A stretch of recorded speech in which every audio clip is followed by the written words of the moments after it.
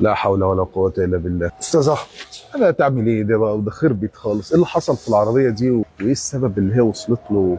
هل العربية دي ينفع تتصلح وتتفحص في المرور؟ بص يا باشمهندس احمد، العربيه دي يعني حادثه قويه جدا، بس في نفس الوقت يعني عايز مش عارف اقول فيها حاجه كوميديه ولا هي قدر لا ولا. يعني نحكي كده قصتها. بص لان انا سمعت قصتها منك صعبة قوي وغلطة بيعملها ناس كتير وبيقعوا فيها. احكي لنا القصة بتاعت العربية. طيب خليني اقول لك ان انا لما سمعت قصه العربيه دي من عميل، هي عربيه منظوره.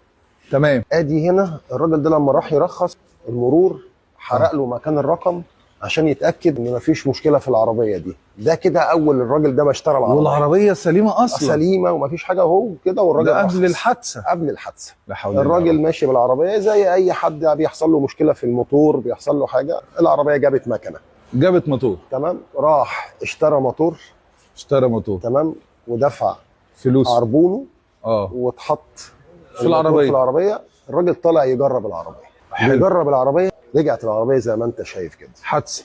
طبعا التجربه، ودي الغلطه اللي انا اقصدها، التجربه بتاعت الناس ساعات بتبقى قويه. يعني يقول لك هات بقى احرق عليها، خليها تجيب 160 180، ده خليها تجيب مش عارف ايه، اطلع بسرعه انزل بسرعه، فعايز يجرب اداء المحرك. السرعات وطبعا ده خطر كبير قوي جدا جدا جدا. ليها تمام. امكانيات العربيه نفسها، انك تبقى عارف امكانيات العربيه. تمام. الحاجه الثانيه انك تبقى عارف امكانيات الطريق اللي انت ماشي عليه.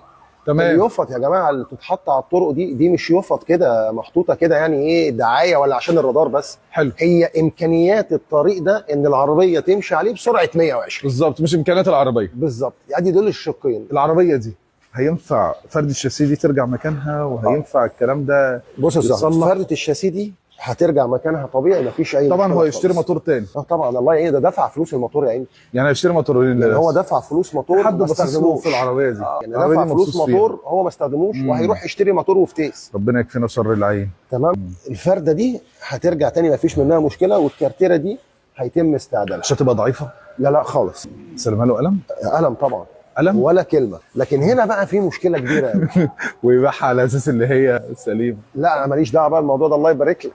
في الفحص هي هتعدي. فرده الشاسيه هنا فين؟ مفيش فرد الشاسيه اصلا. صح. وتسلمها له قلم؟ مفيش فرده.